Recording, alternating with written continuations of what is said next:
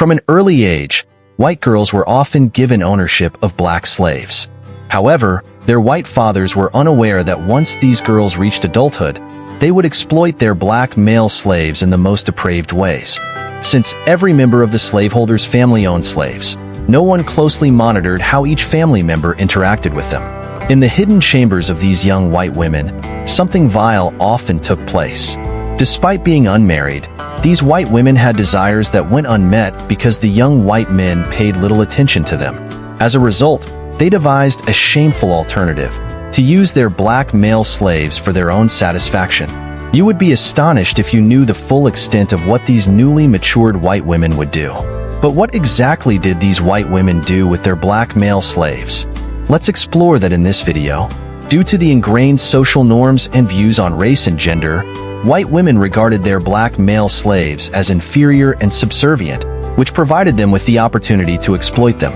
These women had never encountered submissive men who would bend to their wishes, so they rationalized their sexual relations with the slaves by dehumanizing them, treating them as nothing more than property for their own gratification.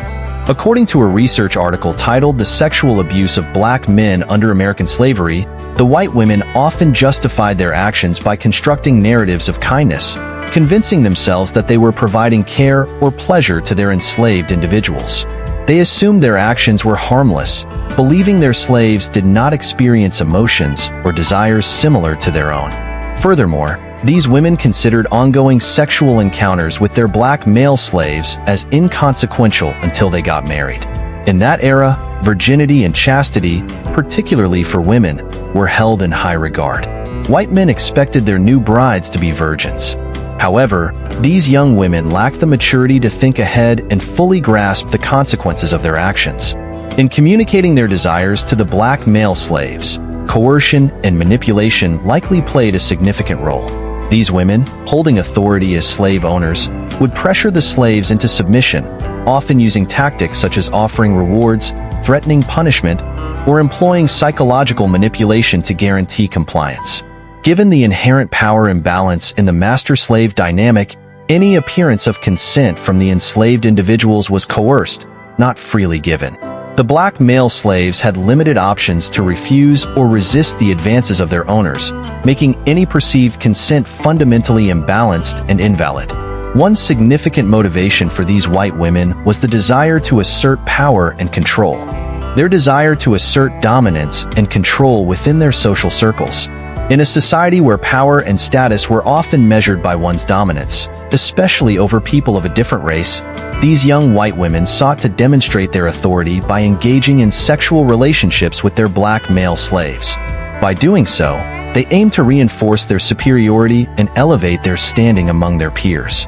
Moreover, a pervasive stereotype existed during this time, which painted black male slaves as savage and hypersexual, a notion perpetuated by the dehumanizing narratives of slave breeding practices. This deeply entrenched racial stereotype, born from racist ideologies, further fueled the belief that black men possessed uncontrollable sexual aggression and prowess. White women, in their quest for dominance, believed they could tame even the so-called sexual power of these men, finding both satisfaction and superiority in their sexual encounters. They viewed the perceived animalistic nature of black male slaves as a means to showcase their own endurance and capacity for sexual pleasure.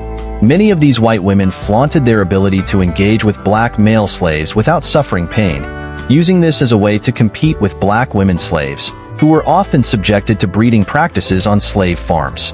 They sought to prove that they could endure the same sexual prowess as black women, showcasing their ability to control and dominate their male slaves. Before we continue, please remember to support our channel by subscribing and liking this video. Your engagement helps us build a strong community and produce more content for you. Now, let's proceed. Beyond their quest for dominance, there was also a deeper desire for validation and a sense of empowerment in their actions.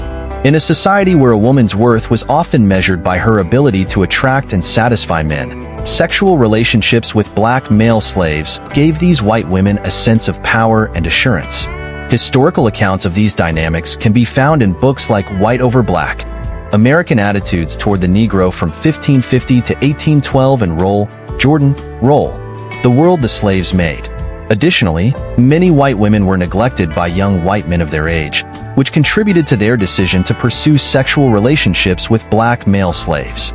In a social structure where status and relationships often hinged on one's ability to attract the opposite sex, these women felt ignored and undervalued by their white male peers.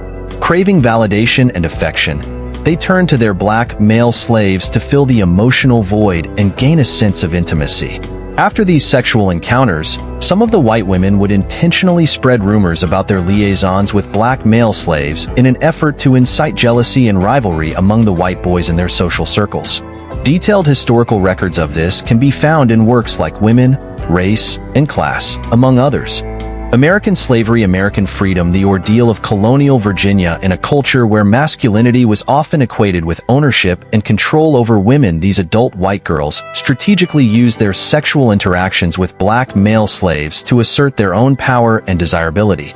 By inciting envy and competition among the white boys, they aimed to reclaim a sense of agency and influence in a society that frequently marginalized them. However, one main factor cannot be ignored: white girls' desire to have an intimate relationship where their partners would care for them, and no one was better than black male slaves. For this purpose, white adult girls could get rid of their deprivations by expecting intimacy and sexual pleasures from black male slaves. These intimate relationships extended beyond the bedroom as the black male slaves became integral parts of the white girls' daily lives. They helped with household chores, cooked meals, and provided companionship in ways that went beyond the expectations of traditional servitude. In the intimacy of their shared space, the white girls and their black male slaves formed bonds that transcended the boundaries of master and servant, fostering a sense of mutual dependence and trust. However, it's important to acknowledge the inherent power dynamics at play in these relationships. Despite any semblance of care or intimacy, the white girls maintained ultimate authority over their black male slaves, reinforcing systems of oppression and exploitation. The slaves' labor and obedience were coerced through the threat of punishment and violence, undermining the possibility of genuine consent or equality in the relationship.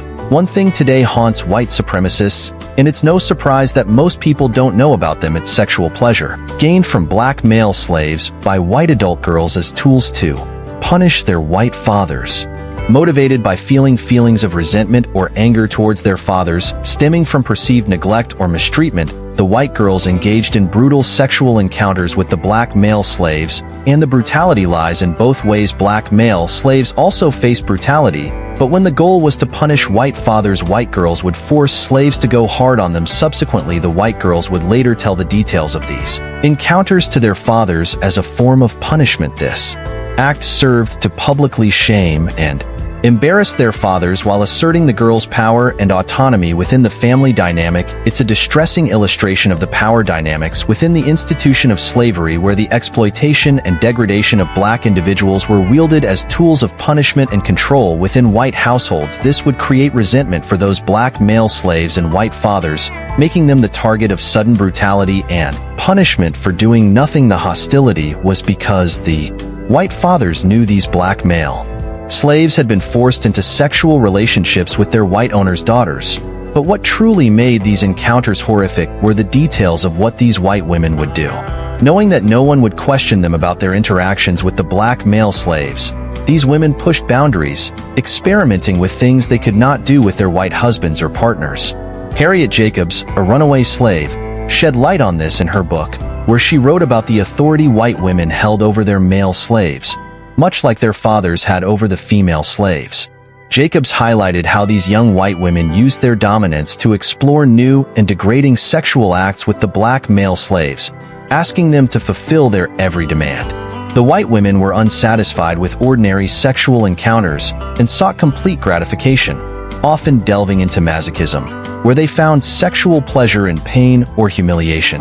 In many cases, this also involved engaging in kinky and fetish activities, including sadomasochism, which brought them pleasure either by inflicting or receiving pain. These behaviors raise questions about the origins of certain modern-day dynamics in interracial relationships, particularly between black men and white women. The disturbing sexual exploitation during slavery may have roots that extend into the dynamics seen today. It's also highly possible that the white women engaged in even more depraved acts that have never come to light. We invite you to share your thoughts in the comments section below. What do you think about the hidden history of white women's sexual abuse of black male slaves? Do you think they engaged in even more despicable acts than we are aware of? Let us know your thoughts. And if you want more content like this, please support us by subscribing to Ancient Histories Remixed and clicking the bell icon. Check out our channel for more videos exploring this and other untold histories.